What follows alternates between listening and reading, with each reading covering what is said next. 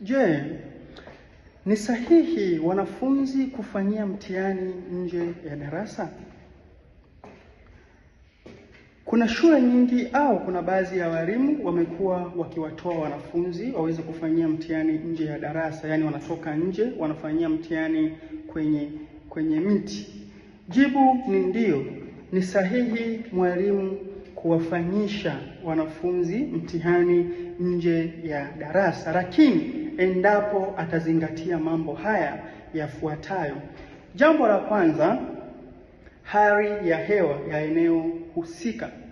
Kama eneo hilo litakuwa na hali ya hewa ambayo haitaweza kuathiri ufanyaji wao mtihani wale wanafunzi, basi ruksa wanaweza wakafanya mtihani nje ya darasa. Kwa sababu gani? Moja ya vitu ambavyo vinaweza vikasababisha wanafunzi waweze kufeli katika mtihani ni pamoja na hali ya hewa mbaya, endapo itakuwepo katika maeneo yale.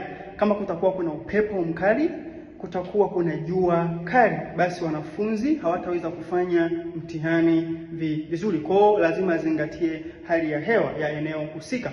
Lakini pia jambo la pili, usimamizi makini. Maanake ni kwamba pawepo na usimamizi makini wa mwalimu wakati wanafunzi hao wakiwa wanafanya huo mtihani, kama ilivyo tu wakiwa darasani. Maanake ni kwamba hakikishe kwamba hakuna kuigiliziana, hakikishe kwamba hakuna uwezekano wa mwanafunzi kufanya udanganyifu wakati wa kufanya huo mtihani wake. Lakini pia jambo la tatu, nafasi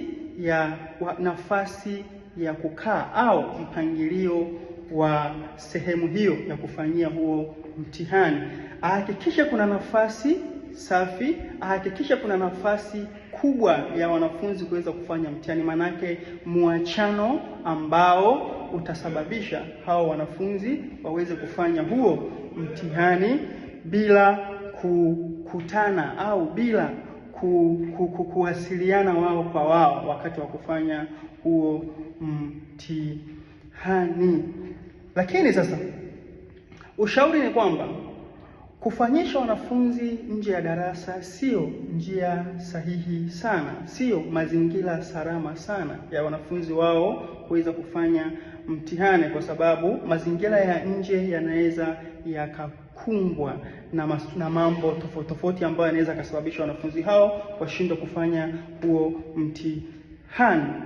Njia hii au mfumo huu ni mzuri sana kama wanafunzi watafanya mtihani wa vitendo, lakini sio mtihani wa utambuzi ambao utahitaji karatasi na kalamu. Kwa sababu gani? Kwa sababu mtihani wa vitendo maana yake watahitajika zaidi kufanya vitendo hivyo katika mazingira yao. Inaweza ikawa ni shambani, inaweza ikawa ni kwenye bustani, au inaweza ikawa ni kwenye mazingira mengine. Kwa hiyo sasa mwalimu wafanyishe wanafunzi nje ya darasa, lakini endapo utazingatia mambo hayo matatu niliyokutajia.